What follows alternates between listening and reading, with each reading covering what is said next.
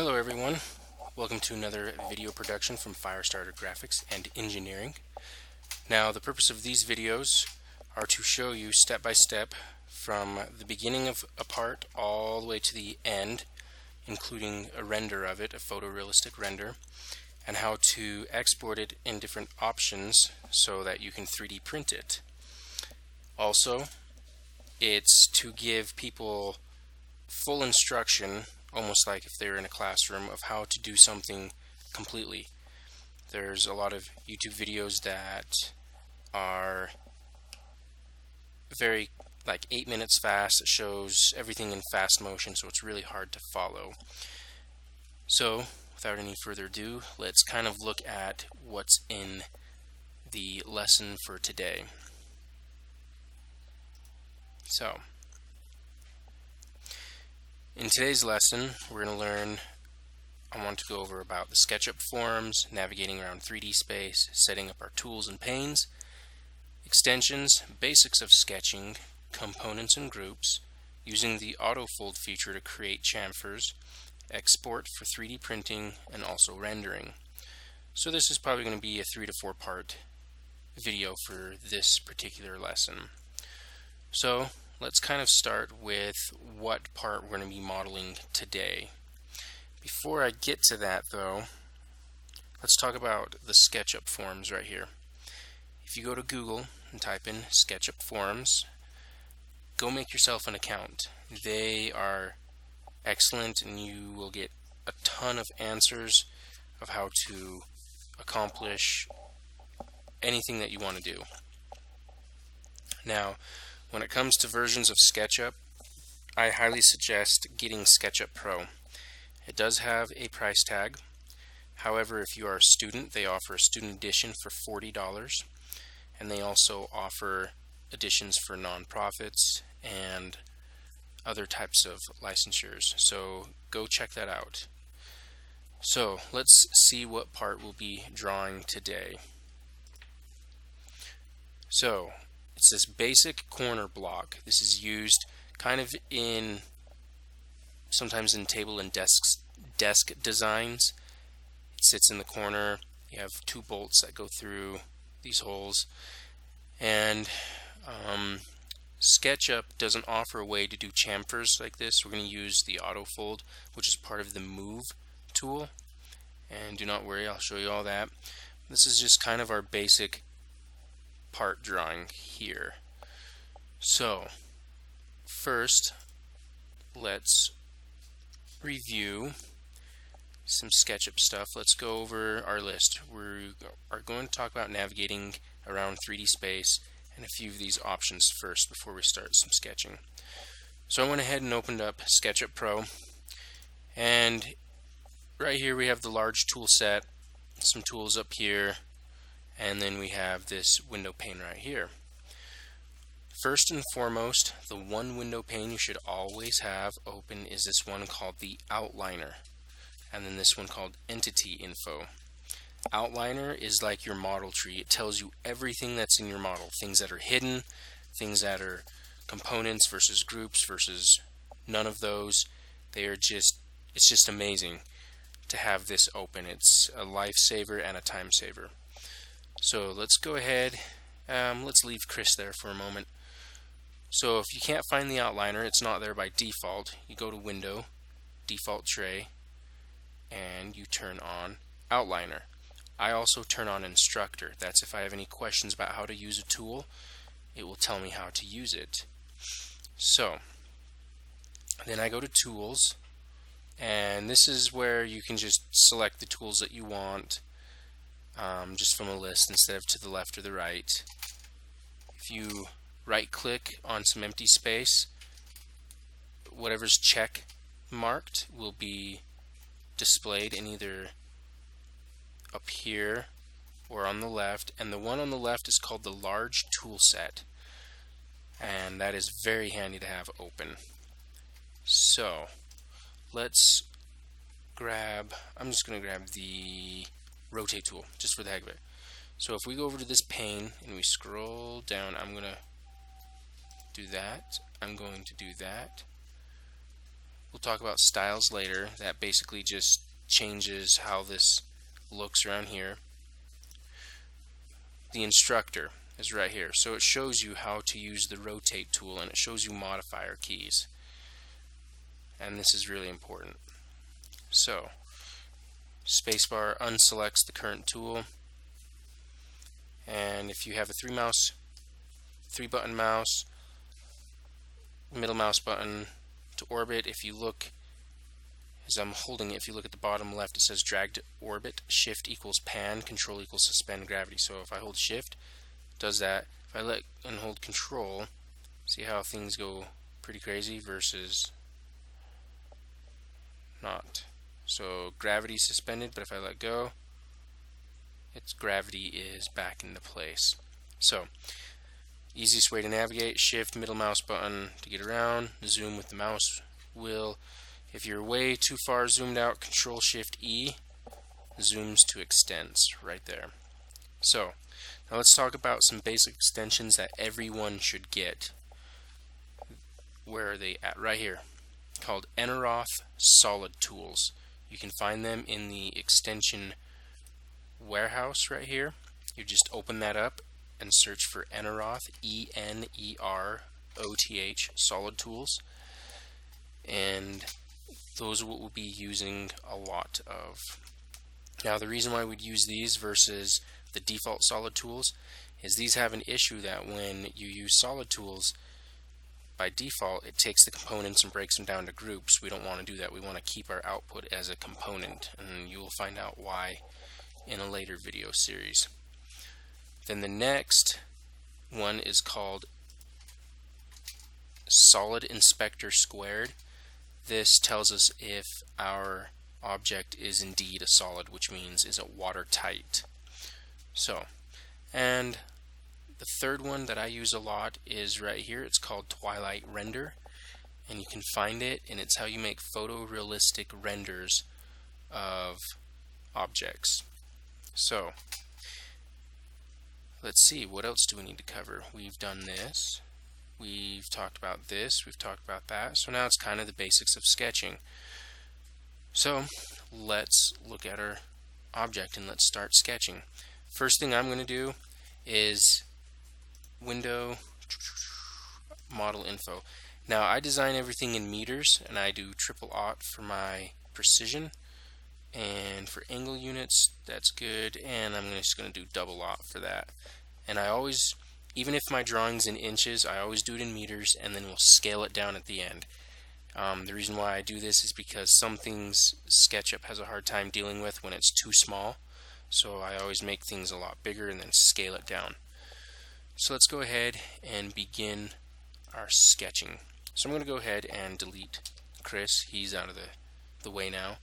And I'm going to go look at my drawing, and I want to figure out how do I want to orient this. Do I want, if I start in the top view and then start drawing this, we could do that. We can start in any view we want. Usually I want this piece right here to be my front. Just makes things a little bit easier to draw, but you could pick any view that you want to start it in. You could have this be your top, it does not matter, and this be your front, but it's easier to start with. We have to look at our part and see what's going to be the easiest way to design it, and to me it's going to be easy to draw this and then extrude it this way and then make these cuts later on. So let's go ahead and focus on this. So we know that this is 1.5 inches, which means this is 1.5 since it's a 45-degree angle. So we're just going to go ahead and make this profile real quick. So it's 3.5 by, so 3.5 this way, 1 this way, and up this way is going to be 3 to right here. Dun, dun, dun. And nope, it's actually going to be 4 right here, this dimension. It's been a while since I've looked at a drawing. I've been doing SolidWorks and other parametric modeling, so not all the time we need drawings. We just constrain everything. Okay, so 3.5 by 4 by 3. So let's at least get that done. So let's go to our front view, L for line tool, and what I'm going to do is I'm just going to click the ones at the origin, drag along this red line right here, and I'm going to type in 3.500. If you look at the bottom right corner, it says my length, and I'm going to hit enter, and there it is. Now notice this blue line, that means it's parallel to this blue axis, and if you want it to be that way, you can hit the up arrow and it will force it that way. Right arrow forces it to be in red, left forces it to be along the green. So let's go back to our front view. So we want it to be up and along the blue axis, and we're going to do 1 inch. I'm going to hit escape so I can make sure that we're doing this right. Okay, so now we need to go up 4 inches this way and over 1 inch. So click here, up 4. Let's pan this way, over 1 inch. Okay, now we need to find out how deep this is. So we know it's 3 inches above, so if this is 4 inches, 4 minus 3 is the 1, so we know this is 1 inch down. So 1 down. Okay, let's finish this one. So we need to go over, let's see, so 1.75 to here, and we need to find out what length this is right here, and we know that it's also 1 inch in height. Okay, let's see, what can we figure out, what can we infer from this drawing to figure out how far we're going in. So let's see, we know it's 1 inch up and 1.5 this way, so it leaves 1.5 inches right here. We cannot assume that it's 1. So let's see.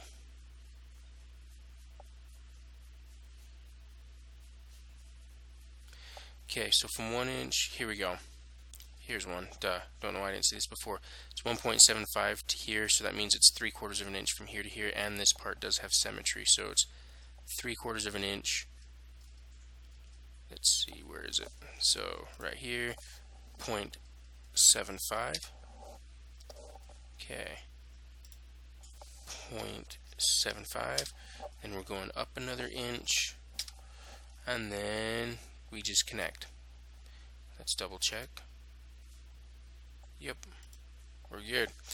So use the push or pull, and it needs to be pulled 3 inches, but I want to keep symmetry, so I want my center line to be smack in the center, so I'm going to push one direction this way by 1.5 inches, and then double click that face to have it do that. So far there's our part. So I'm going to pause the video right here, and then I will be back with part 2, and let's just make sure before I do that that everything is good. You know what, let's go ahead and make these cuts. So we know that they're going to be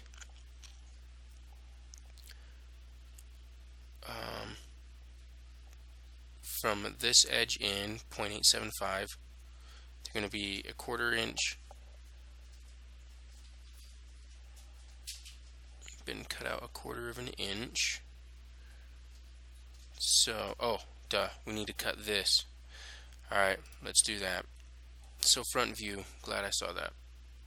Front, 1.5 inches. Oh, use the tape measure. So how I did this, T for tape measure, grab a line and left click and hold, and then you can just type in 1.5, puts it there, and then drag it up, puts it there. Line tool right there. Then E for the erase tool, and then, whoops, wow, don't erase everything. Okay, use the push tool and just push it over. There you go. That'll be much better. Alright, so let's do these cutouts. So they are 1/4 inch deep, and it is 1 1/4 inch wide, and they're placed 0.875 down. So let's go to top view. So tape measure, grab that line, type in 0.875. Okay, and then we know from here it's 1/4 inch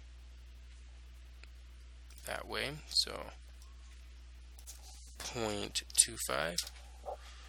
Okay, 0.875 on this one. Okay, and then there's our cutout. So R for rectangle tool, click, there we go, and then just move your camera around, push pull right down to that surface. E for the eraser tool. We can erase that line if we want. There we go. So next, let's do it for this one. Same thing, 0.25, and this one is going to be down 0.875, 0.875. R for rectangle. Click that, double click it, and it goes all the way through. Not only how the double click works is it remembers the last depth of your last cut or push. So if I were to grab this, pull it out, then double click this one, it does it. Or if I double click this, it does it the same length as that. So just a FYI on that. It's a pretty nice feature. So that so far is what we have here. We just haven't done the holes yet, so we'll do that next video. So far we're looking pretty good. So thank you for watching, and I will return. And once again, thank you, and I hope this helps you guys out.